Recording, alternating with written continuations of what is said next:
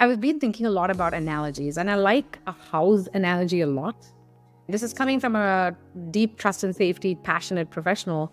Trust is like the foundation of a house, right? A strong foundation for me supports the entire structure. The structure could be your sales, could be your product, anything that assures stability and the future viability of the house. But if the foundation is solid, the employees, but also the customers of the product feel safe. So to me, that is a good example of what I consider trust. And then comes the safety. Safety is almost a set of processes, practices, the things that you might implement for your employees, your users, to protect them from harm. It's like your security system of the house, but one that you're hopefully putting in place proactively and not waiting for that first break-in to happen. I recently interviewed Suba Vasudevan, SVP of Strategy and Operations at Mozilla. She's a tech optimist and eternal learner who's made a lasting impact in the realm of trust, safety, and responsible innovation. Growing up in Mumbai, Suba was shaped by her parents' unwavering support. Her innate curiosity led her to pursue computer engineering while also working as a journalist, exposing her to the importance of risk management and trust in technology. Over the years, Suba has worked for renowned companies such as Corp, KPMG and Meta, where she's been a driving force in operationalizing strategies, promoting responsible technology practices. In our conversation, she shares her insights on the importance of education, collaboration and embracing change in the face of rapid advancements in AI. Suba also discusses the future of work, offering valuable advice on navigating the challenges and opportunities that lie ahead. Now, over to Suba. Suba, welcome to the Impossible Network. Thank you, Mark. Thank you for doing this. It's been a while since we met at a trust and safety event at the Hold Up Brewery, and back and forth and all the travels and work schedules. Finally, we're doing this, which is amazing. I love it. Thank you for inviting me. Well, let's jump in. Let's start with a big question. Who are you as a human being? That question made me think. I would say if I were to characterize myself, I am an optimist. That's the best way I like to put it. I am a tech optimist. I'm an optimist about the kindness and the goodness in the world, and eternal optimist, but not naive. I also like to think I am constantly evolving, curious, someone who loves learning from other humans, and I love a good adventure. By the way, by adventure, I mean it could be geeking out on the latest AI advancements, or reading books of fiction. They're all adventurous. Or tackling twin parenting issues at home on the weekends. Because, hey, life is the main adventure, right? I hate roller coasters, by the way. Well, you got 2 children. You're going to be on them at some point, physically and metaphorically. Yeah. Physically, metaphorically, yeah. Well, that's a great answer. And in today's world, certainly, I think we have to be optimists because what's the alternative? Particularly in positions of influence and power that you're in. I think it serves you well to be that. So that leads to the second big question. Given that you're this curious, adventurous optimist, but realist as well, what or who made you who you are as a human being? I love this question because I think it is always more than one entity, right? We have so many influences that shape us. I'm going to start by saying I grew up in Mumbai, or Bombay as it was known back then. The city of Mumbai shaped me. And absolutely, my parents as well, right?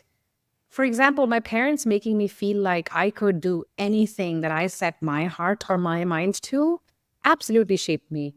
Think of them as these normal, Indians who were just trying their best to make ends meet and give me, their only child, the best education possible.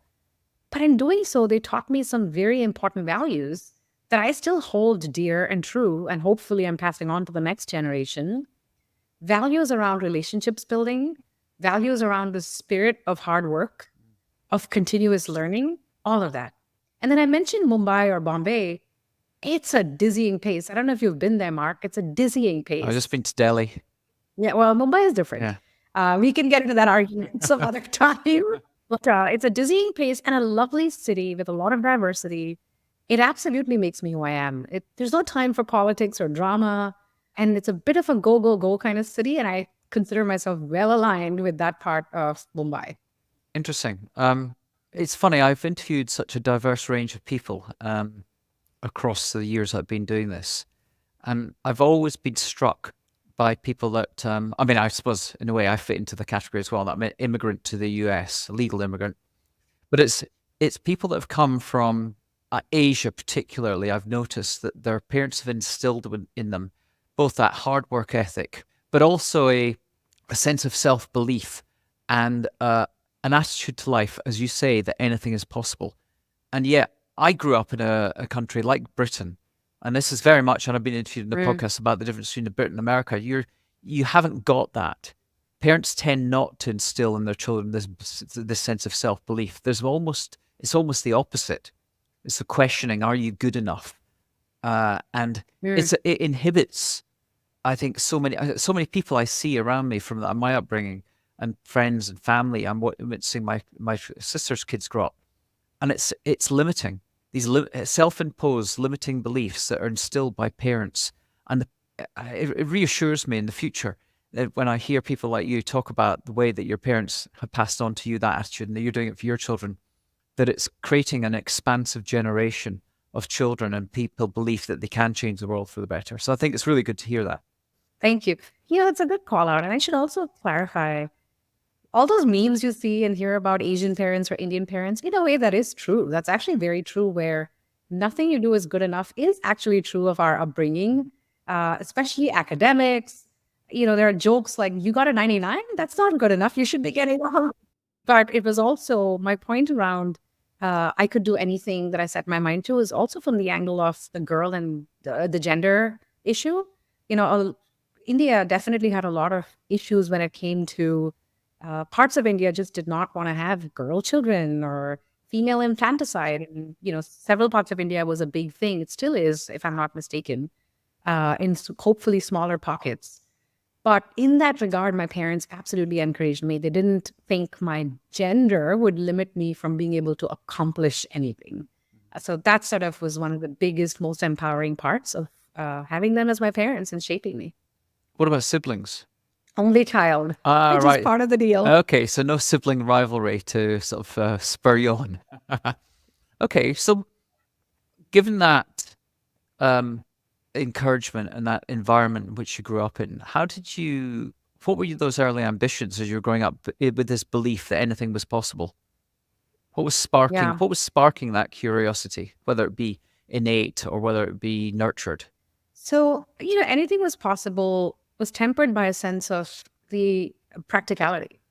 Look, we weren't people of means who would take fancy vacations every year or have a car or none of that, right? So, simple, hardworking family. So, for me, it was important to have financial security as I was growing up or after I, knew that I started working. That was an important aspect of things. And the Indian belief system was absolutely about academics. So all of that also shaped me. That said, I don't think I had a notion of an exact career. I hadn't gone that far in my thinking. It's funny because when I was in my 11th grade or something, I heard a friend talk about computer engineering. And that felt like the right thing for me to do because my father was also an engineer by training, and you're surrounded by people who are engineers and doctors in India. So that felt like the right thing, though, for me. So I was like, okay, that's the bachelor's degree I'm going to pursue. I also decided to write out of passion, and this is where the empowerment comes in. And my parents encouraged me to send it in. It got published. I sent something in to a newspaper on a whim. It got published, and then eventually I got invited back to as a teen journalist. So while getting my computer engineering degree, talk about left brain, right brain. I also started working as a journalist in India and did that for a few years. During that time, though, especially during the Y2K era, if people remember Oh yeah. that, well, you know, I started to kind of hone in on how banks in India seemed super underprepared. And I realized that was the first inkling of this curiosity, research, level of detail, but also what could go wrong in the world that started to develop in my brain. I think that exposed me more and more to the notion of risk management, eventually leading to trust and safety. Interesting. Yeah, so the intersection of engineering and the arts. It's funny, you could have gone down another route. You could have become a sort of the Indian Kara Swisher as a journalist, tech journalist. I wish, right? That would be amazing. Yeah. That's interesting. So that inkling that it gave you into the whole world of trust and safety isn't something that many people were really thinking about. I remember Y2K, and at the time I was working in advertising on the Microsoft account of all things, and just remember the sort of the paranoia that was really grabbing everyone. There was just this fear and anxiety over what would happen, and then suddenly nothing, and everything was okay.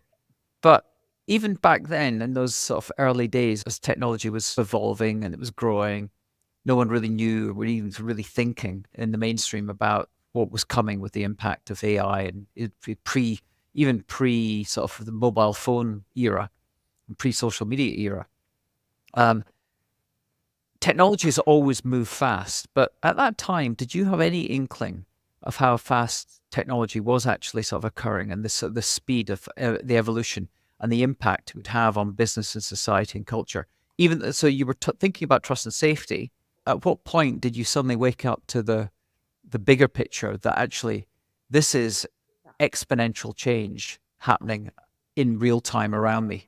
I don't think it was a one day overnight aha moment for me, but heck yeah, journalists have to stay ahead of changes. They have to be able to predict the future.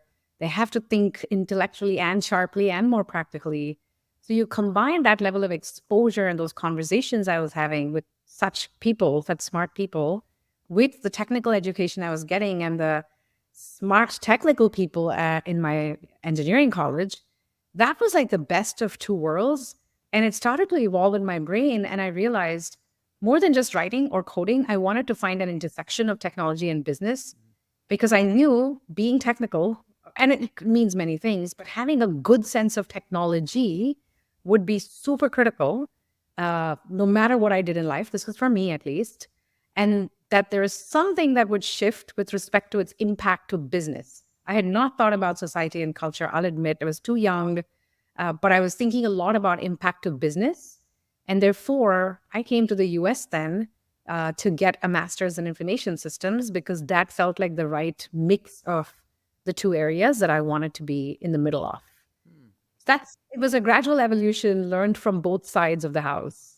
Because one of the things I'm always fascinated of why I started the podcast was really an exploration my own curiosity about how serendipity plays a part in people's journey and life. It sounds the way you're talking, it was a very conscious, rational decision. But usually when you pull back the layers, serendipity plays a part somewhere along everyone's journey. What about you? Yes, it does. And my version of it, I'll tell you, is these random conversations with random friends that would stick in my brain and just take on a life of their own. Like I said, a friend of mine was talking about computer engineering that stuck in my brain. Another friend, when I was working for a channel, it was called Channel V or vindia.com back then in India, a competitor to MTV. Um, and he mentioned something about you should really think about a career in risk management, systems risk management. I didn't know what it meant. I didn't even track him down and like dig into it. He gave me a high level notion. I think he was either a CTO or some such career at that company. So he passed it in dropping, and it took root in my brain. So that's my example of these serendipitous moments that lead to something in the future. It took root in my brain. Somehow that led to me falling into those careers for decades. So that path to the US led you to Austin, to UT? No, you got it wrong. No. I went to Texas A&M, UT's Ah, rival. oh, the rivals. Married a Longhorn, if that Yeah. helps. No. When I first came here, I didn't realize the sort of the rivalry that sort of A big rivalry. yeah, bubbles under the surface and sometimes over. Uh, Oh, absolutely over this. yeah. So s- once arriving here, and looking just at your career trajectory, you've worked in uh, many areas of businesses. I mean, you say you've had that intersection between business and technology, journalism and engineering, um, and you've worked in from I believe like News Corp, KPMG, Meta, all fascinating companies. You're respected for you're respected for your ability to operationalize strategies through that journey. This work you do in trust, safety, integrity, and what you call responsible technology are all terms we're becoming increasingly familiar with over the last few years, last decade. But I don't think people really. It sounds good. You go, oh yeah. But when you start to unpack them, what do they really mean in terms of the Yeah. impact on people's lives? Yeah. Even as I was hearing you talk, I was like, that does sound like jargon or a word Well, salad. yeah, it is. Or That's the thing. They roll off the tongue easily, and you hear them all the time on podcast interviews. But I think they sort of go over people's heads. the silver lining, as you said, is that a lot more people are hearing these terms. So that's good because I remember when I first landed a job at KPMG in their risk management practice, and I called my parents in India to tell them, and they said, "What? What is information risk management?" So, and how does it matter, right? And that's a question like I have had to both learn and answer for people over the years. So let me take a best stab at it the way I see it, and maybe you can extract something better and more from me. So, trust and safety, let's talk about that. That's super important and has some real world implications, particularly given the technological wave we're facing right now. So, when I think about trust in a business context, it refers to the confidence that any customer or partner or stakeholder might have in that company's product or services or brand, or just anything that the company does. That only happens if the company can demonstrate sort of consistent, ethical, reliable behaviors and a real commitment to building that trust for users. So I've been thinking a lot about analogies, and I like a house analogy a lot. So think about trust as, and again, this is coming from a deep trust and safety, passionate professional. Trust is like the foundation of a house, right? A strong foundation for me supports the entire structure. The structure could be your sales, could be your product, anything that assures stability and the future viability of the house. But if the foundation is solid, the employees, but also the product, the customers of the product feel safe. They feel secure in the house. So to me, that is a good example of what I consider trust. And then comes the safety. Safety is almost a set of processes, practices, the things that you might implement for your employees, your users, etc., to protect them from harm. There's, of course, physical safety, data security, protecting users from harmful content or interactions, all of that stuff, right? It's like your security system of the house, but one that you're hopefully putting in place proactively and not waiting for that first break-in to happen. Whether it's a fire extinguisher or a lock or a door alarm, it doesn't matter. And sometimes trust and safety put together can be interchangeably used with the word integrity. I don't think there's anything much more different, but it's just sometimes a nomenclature or taxonomy difference from company to company. But for me, overall, when you take all these terms, evolving responsible technology also means designing and deploying it in ways that prioritizes these considerations of how users feel in consuming that technology and how much they can trust the company and the brand as a result. So that's my best explanation of trust and safety and integrity, at least. I can also explain other things if you like on it. Yeah, that makes sense.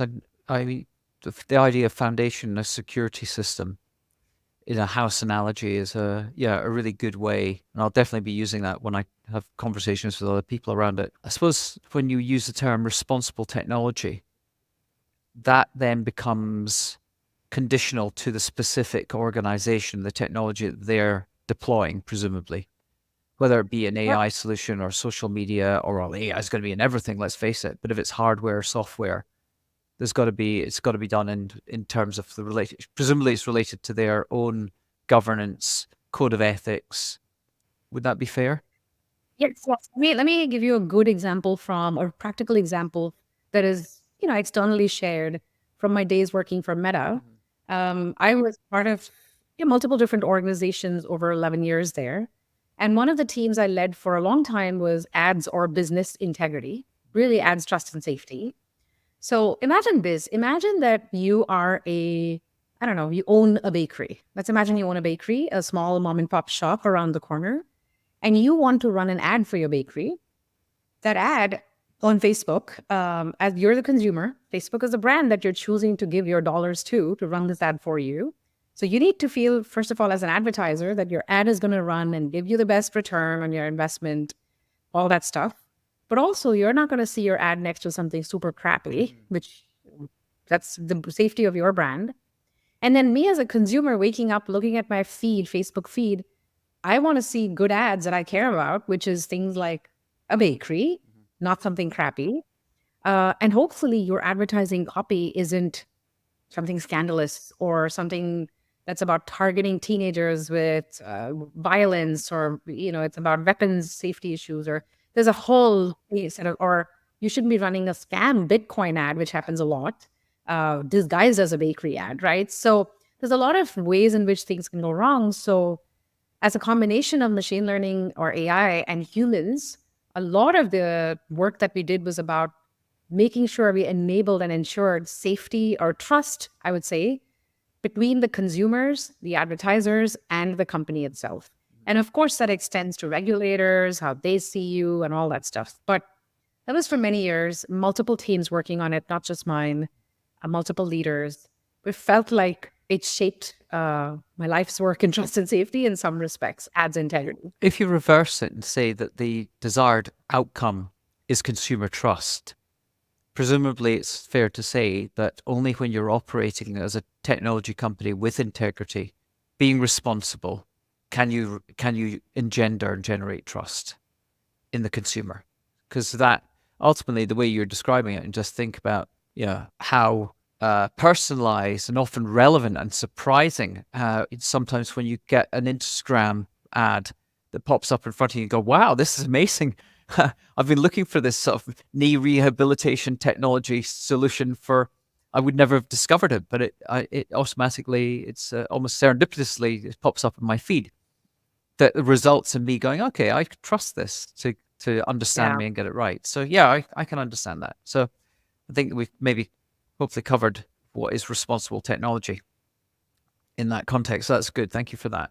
So we answered the first big questions. Who are you as a human, and what made you, or who made you you? Given that trajectory that you've been on in your journey, and assuming there are many more years to come in that journey, what are you now working on to achieve an impact before you shuffle off this mortal coil? Because you are now at Mozilla, a very different organization. Exactly. Very, very focused on responsibility and doing things differently. So before I shuffle off this mortal coil, my mission, I would say, is to make some sort of a lasting impact. I wouldn't say this is, at the end of the day, my life's mission is to inspire my kids and inspire newer generations to do things better than the previous ones. As a parent, that comes first, but such that my career can help others, or I can do things while I'm working. It is to have some sort of lasting impact in the realm of technology and business coming together. I believe trust and safety was one of those endeavors, those worthy endeavors at Meta. I also think responsible innovation, pushing for that, the notions that Mozilla believes in, it's affording me that opportunity to help the company further that, right? Whether it's privacy preserving advertising, since we talked about ads, that one of my teams at Mozilla is working on. It's something I'm super proud of. We're taking on things and doing them in very unique ways. So whether it's that, or whether it is thinking about AI, and AI is a massive technology wave today across Mozilla, and thinking about it differently, right? I'm excited for some of the investments we are putting in that'll pay off over the long term. So personally, if I were to look back, hopefully 10, 20, whatever years later, each of these moments of my life will feel like a worthy endeavor and not a waste of time, not just a job. Again, don't forget, there's a lot of grind that comes with it. It will feel like just a job in many ways for many people. It's not my point. My point is it all leads to something useful in the world. I didn't put the question in the actual sort of question doc, but I heard this interview a couple of days ago with someone, and they asked the question, "What's your relationship with AI, either on a professional or a personal basis?" It is one that I believe everybody should adopt, lean into, and not be afraid of. And I am absolutely one of those who's been toying around with LLMs, I don't know, since early last year, for example. Professionally, It could be, again, it could be because of my technology or engineering background.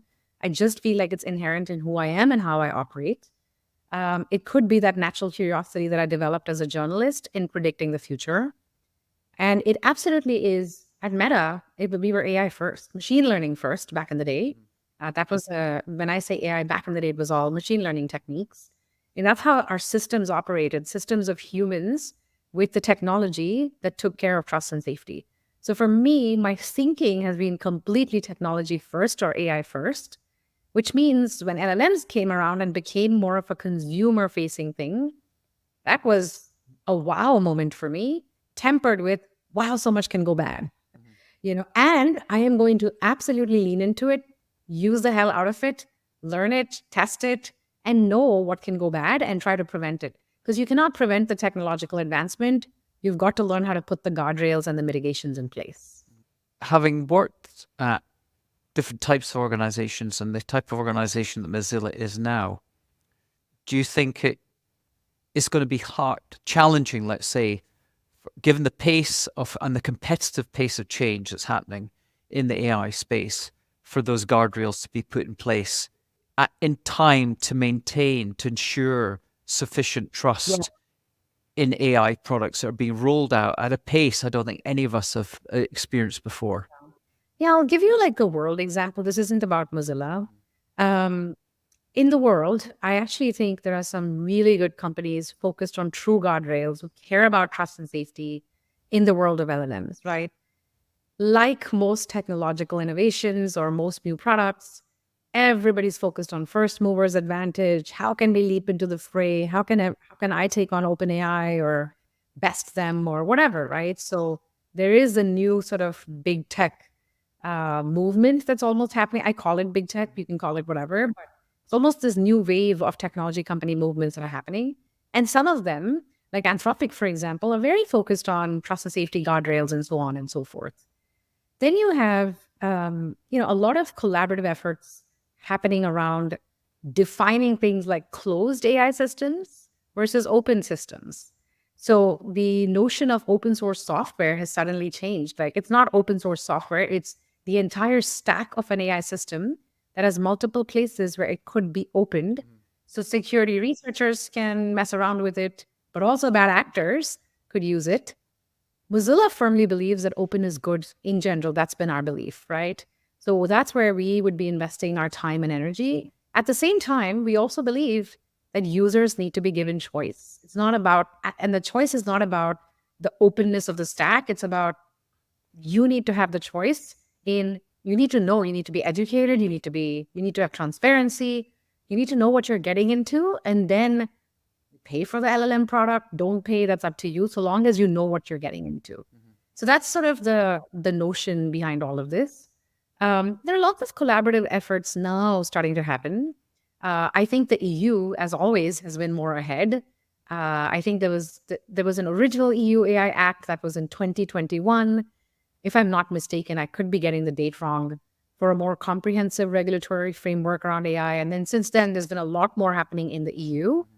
But I do see a bunch of stuff spinning up now.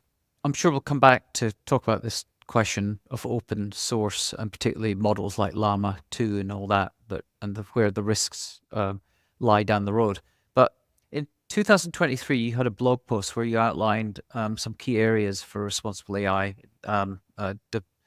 development, including collaborative efforts, investment in trust and safety, and reskilling to harness economic opportunity. We're approaching, and the UK literally timestamped this, announced elections on July 4th.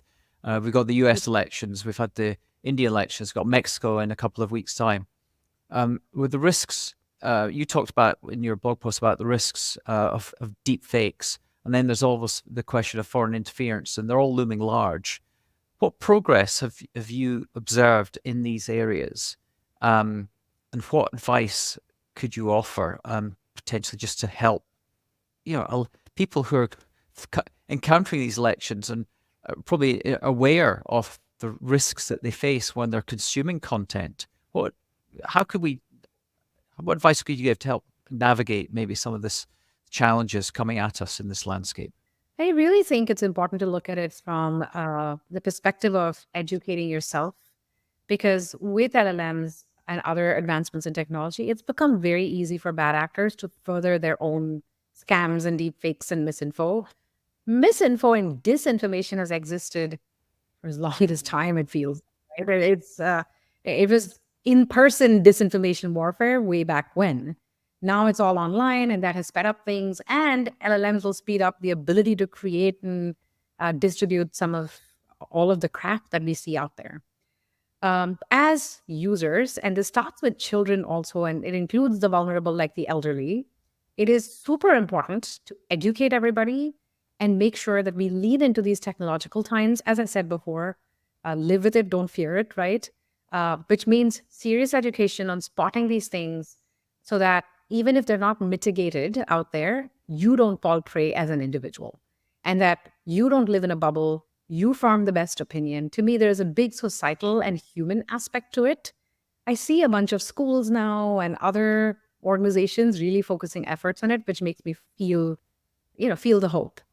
When it comes to AI safety and security, there's also the second piece is you have, I think it's Hugging Face that has some sort of a secure LLM safety leaderboard, or you have other companies that are starting to put out research papers. There's so many papers, academics putting out things that are coming out, which I hope shifts the narrative and the conversation on safety and security within AI once again, like it did a few years ago. Once again, with this new wave, we need it. And then the third piece, and I was talking to a group yesterday. I don't have their permission, so I won't name them. They're doing some incredible work, but they said in the space of elections, instead of fighting misinformation, why not put good information out there? And I really appreciated that approach. Their job they see as, I'm going to keep arming you with all the information, the facts that you need, and the good information. And hopefully you're educated enough and you're smart enough to start pulling out the signal from the noise. I am an optimist. So I like to make an assumption that humans are inherently smart, good people, and we do fall prey to bad things and tactics. How can we help each other get better at that?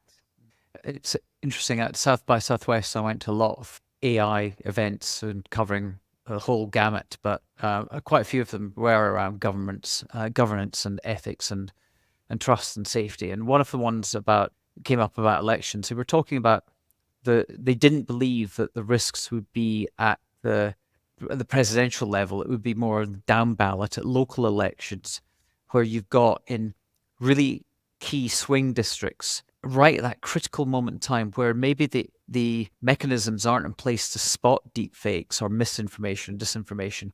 That's where the greatest risk lies. And it'll probably only come to light after the election. But they said there's enough going on within the whole election infrastructure to spot the obvious deepfakes that you'd expect from the main candidates. But it's in those smaller sort of swing states where the risk lies. So I think it'll be interesting to observe and see what happens there. You already have bots on things like Nextdoor dividing neighbors for school elections, and they're bots. They're clearly bots. You don't even need LLMs for that kind of activity, right? So that's interesting, though. I don't know if you saw the report that came the other day from, I think, from Microsoft about the future of work and AI and for business leaders. And I shared an article. I think Ethan Mollick wrote a piece for the Financial Times, shared with a friend who can't say who she worked for, but she's CEO of a big retailer and fashion brand, and who openly admits that they're maybe not moving at the pace they should be. And I think in that article, Mollick said, or I think the report said, business leaders, when they ask a question, they're obsessed with asking, will AI matter? They have to stop asking if and start shaping how it will matter in their business. And Exactly. and that also it's going to change management and create balance between, and leaders have to strike a balance between empowering and supporting the workforce, but also respecting their autonomy and their privacy. And I thought that was interesting, that it's not just about the practical reality of how you're using it, when you're using it, and if workers feel confident enough to say they're using it, and that most organizations are slow to develop that policy. but Right. it's actually changing the role of management, and it's going to change the nature of how we think about leadership in companies. So it's a much more expansive sort of impact that it's having. So when we talk about leaders, business leaders, what would your advice be to them in terms of the primary considerations that they need to be sort of Yeah. cognizant of when embracing AI into their organizations through the lens of what you look at? Yeah. Through the lens of what I'm responsible for. And right now, it's not just trust and safety. I have a bunch of other teams, leading strategy, analytics, operations. I have a much broader lens now. Um, I think about this a lot. I think about it as a boon in many ways, in that if done right, obviously there's a way this could go terribly wrong, but if done right, and if companies adapt to Gen AI and adopt these technologies well, hopefully we battle things like burnout in humans. We're all humans, If you learn how to free up your time and put the tool to work for you in smart ways, and you really lean into it, I think imagine the hours it gives you back. And for example, I shared this with my leads who report to me and my peers. We had a little bit of a gathering 2 weeks ago or something at this point. And typically, in organizing and planning for those things, I would spend hours creating the documentation and the topics and the run of show and what I want to facilitate. I made the tool work for me, that too on the flight over, with the in-flight Wi-Fi, which we know can be tricky. It saved me at least 4 hours of weekend work, if not more. Guess what? That was weekend back, either to read a book or to Go spend with my kids or whatever. get on a roller coaster. So that, no, anything but that. My broader point being, if you can make it work for you, it can really unlock productivity, which means less burnout. Of course, there's a big creative angle to it. Of course, it's still, there's a lot of hallucinations. You can ask it a math problem. Often it gets it wrong, any of these LLMs. So you have to be smart about how you use it. And there's no way avoiding it. You can be afraid of it and run away from it, but it's like the old SAP systems or the Oracles or whatever that people didn't want to implement for a long time, and then companies finally did it and realized the net benefits to improved internal processes and how people work with each other. I think those are the net benefits. That's how I think about it. So again, that's my optimist side. On the trust and safety angle, I absolutely think you don't want inaccurate information. You don't want to make mistakes, but you also want security. I mean, it boils down to the security and safety. And as you rightly pointed out, you don't want someone to feel like, I don't want someone monitoring my activity with the LLM. But I would say it's similar, as a company, you need to get wise about similar policies to how you would monitor people otherwise on the internet. A lot of companies have internet monitoring policies, which I hope they do away with. But that Mozilla doesn't do that. Meta didn't do that. But my broader point being, it's similar. It's not very different in that regard.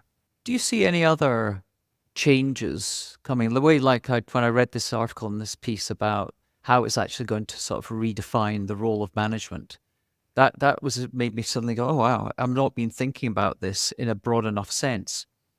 Do you think there are any other sort of emerging trends in the way that organizations may have to foster new relationships, whether they be with academia, policymakers, the public, to change the nature of how organizations work?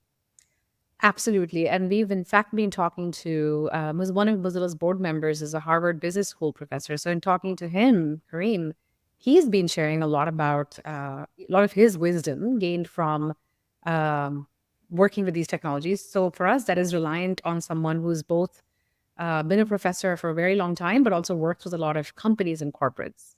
The reality is it's a new technology wave. We're all learning together. So you do need to widen your network of people that you learn from and build together as a leader, as management. You can't live in a bubble. Also, think simple things like, people hire internal consultants, process consultants. Those consultants hopefully are ones who are very Gen AI and technology first and not bringing old methodologies, You'd hope so. That's a tool. That's a tool for leaders to think like that. You don't instinctively think like that. So there's lots of stuff like that you have to change in your own mindset. But also, I would say as a leader, how you use the tool yourself is both good role modeling and good learning. So if you're not in there rolling up your sleeves, learning from the tool, using it, seeing its pitfalls in addition to its strengths, how are you going to let your company do that? Like, how are you going to help the company do that? Right. So that's my 2 cents on leadership. Okay. I want to get your perspective as a parent. And you mentioned you got 2 children. Everyone I've spoken to about AI and their parents, they talk about education, where the future lies, and what's their kids' education going to be like 5 years down the line, let alone 10 years, even 2 years is going to change. And given the pace it's moving at, yet we know how slow the education system is to evolve. And aside from I'd love to get a sense of what you think their view is, but how do you Mm. guide them and how do you think about it as a parent, knowing what you know, because you've got a unique lens to view the future. Yeah. So I have a very similar philosophy with my kids as I do at work, which is educate them on the dangers and the risks. This is like teaching them stranger danger, right? In the real world. It's like teaching them about scam texts you could receive when you first get a watch or a phone. It extends to, how LLMs can sow misinformation or, how social media can have both a good side and a bad side. And it's all about, it's the same thing. So I have actually encouraged my children at home, for example, if we're going on a trip, use ChatGPT, help me plan the trip itinerary. So I encourage them to use it, or they use Meta AI in WhatsApp to generate silly pictures all day long, or to have a good laugh with the family, right? It's a bonding moment. But I realized that's got to be in the vocabulary of the family and of our society in the future. So might as well give them a head start on it. It's like any other technology wave or foundational element to technology. So no point shielding or preventing. Lead into it, know the dangers, know how to make it work for productive, good reasons. That's sort of my 3 guiding principles for the kids as well. How do you do it, Mark? Well, my daughter's grown up, so I'm helping her with it in her job because I think her organization are way behind in terms of how they're using it. But for my nieces and nephews who've got young kids, I'm having continuous conversations with them about how they can start to take more responsibility for their children's education, things that the school won't be doing by educating on the use of it. Particularly if we think about the talents, the key characteristics children are going to need to going forward: curiosity, creativity, Yeah. collaboration, um, building connection and community. So all these sort of C's we can think of roll off. How do you start to nurture that? How do you, if you think back, if you were growing up today with your passion for at the intersection of journalism and technology, you'd be using Code Interpreter. You'd probably be using it to help trigger your writing, to give you ideas, to spark your creativity. I mean, one thing coming away from at South by, I don't know if you managed to attend, but watching Amy Webb do her annual talk on trends, where she talked about we're at this technology super cycle where we've got AI, 3 general purpose technologies coming together: AI, biotech, and the Internet of Things. And the impact that's going to have is going to be beyond anything we've ever imagined before. And when we think about it, it does beg the question: what does it mean for us as human beings in the workplace and at home? And we have to start to re-examine who we are as human beings, what makes us innately human. So I think it's forcing us, both as individuals and as parents and as leaders, to actually question Yeah. some of the deeper existential questions.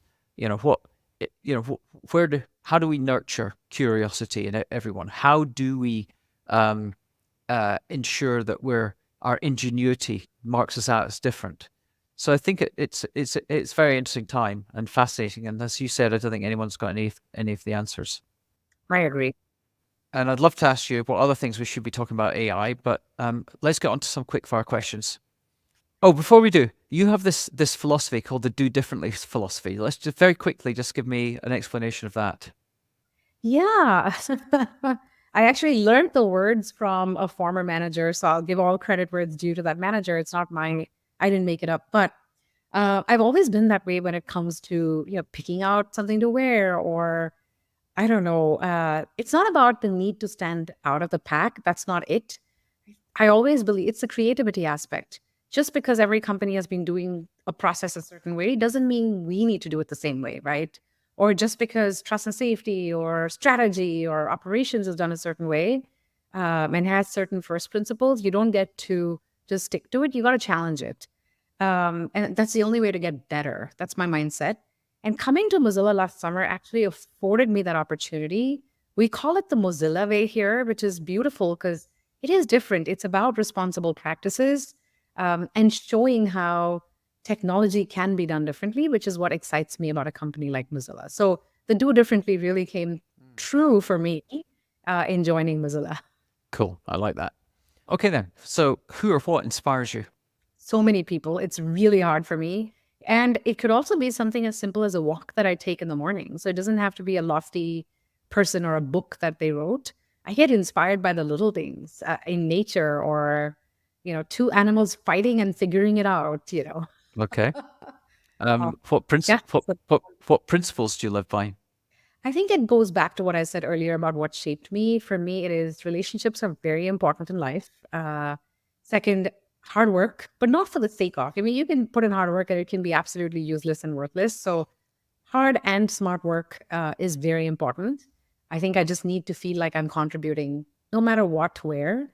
And then three, I think just scaling yourself through others, whether it's at work or whether it is through newer generations or like you're helping your nieces and nephews. And, for me, it's my kids and the family in general. So I just believe the hero mentality is not good at work and similarly at home as well. That's nice. We all deal with moments of fear, uncertainty, and doubt. How do you deal with it? I lean into it. I own it. I'm like, yep, I'm feeling the fear. Yeah. I mean, we're humans. It's almost weird to not feel it at some point in your life. Acknowledging it, living with it, and then figuring out is my way.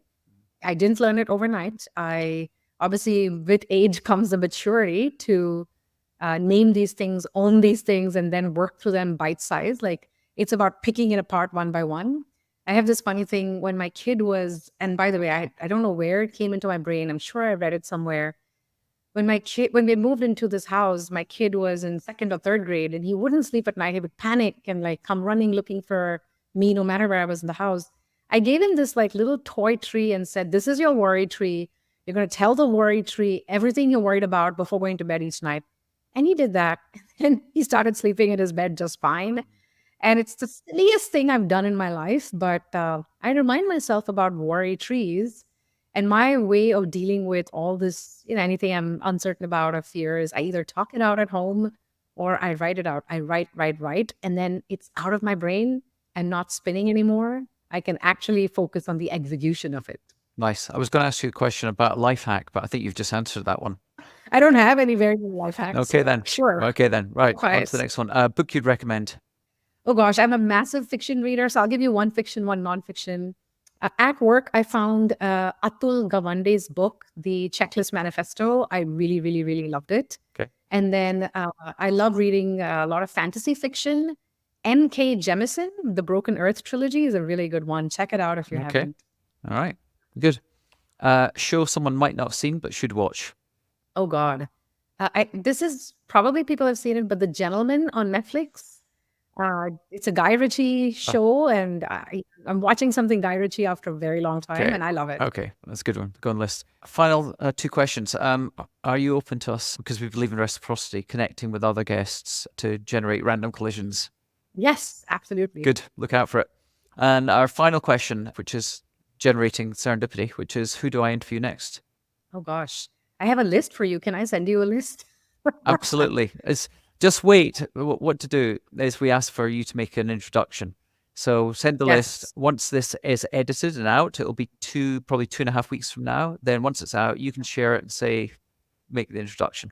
Amazing. I have such amazing people I would love for you to talk to. That would be great. Well, it's been lovely to spend the time with you. Really appreciate it, Suba. I know you're busy and sad we couldn't have done it in person, but maybe a follow-up at some point. We'll see. That would be great. Thank you. Good luck with the move. Bye. Thank you, Mark. Okay, thank you. Bye-bye. Okay, that's all for now, folks. Now here's my ask of you. Please follow this podcast on Apple or Spotify or whatever player you use. Also, please subscribe to our new Random Collisions newsletter. We really are working to build a global community of action takers, action engines of people that really care about the problems that need solving. Thank you very much, and see you next time.